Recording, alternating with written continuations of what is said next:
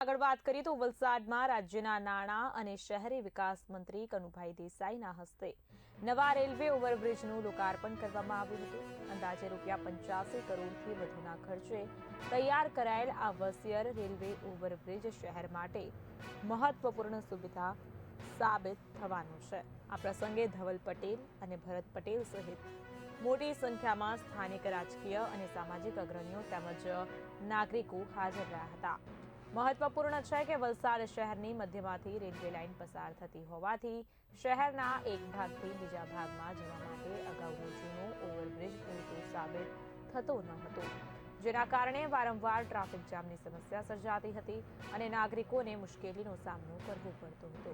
હવે નવા ઓવરબ્રિજના લોકાર્પણથી આ સમસ્યામાં મોટા પ્રમાણમાં ઘટાડો થવાની આશા વ્યક્ત કરવામાં આવી રહી છે। આ નવી સુવિધા શરૂ થતાં શહેરમાં ટ્રાફિકનું દબાણ ઓછું થશે અને વાહન ચાલકોને સરળતા રહેશે। આ અવસરે મંત્રી કનુ દેસાઈએ જણાવ્યું હતું કે રાજ્ય સરકાર શહેરી વિકાસને પ્રાથમિકતા આપી રહી છે અને આવનાર સમયમાં આવી વધુ સુવિધાઓ ઉપલબ્ધ કરાવવામાં આવશે, જેથી નાગરિકોને વધુ સગવડ મળે। વલસાડ જિલ્લામાં જ્યારે વિકાસના અનેક કામો થઈ રહ્યા છે ત્યારે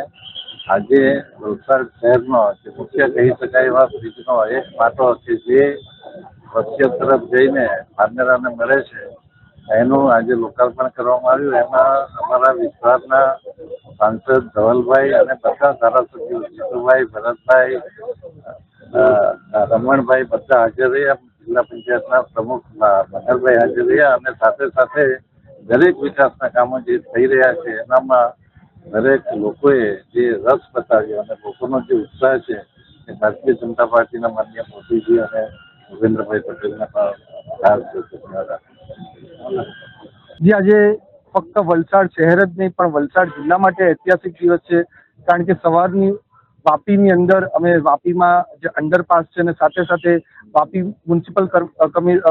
કોર્પોરેશનની હદમાં અનેક કરોડોના કામના લોકાર્પણ અને ખાતમુહૂર્ત કર્યા છે અને એમાં પણ આજે વલસાડ શહેરની અંદર જે અગત્યનો આ આરઓબી બ્રિજ જે આપણા વલસાડ સિટીનું ટ્રાફિકનું ભારણ છે તે બહુ હળવું કરવાનું છે અને આ જ રીતે અમારી સરકાર,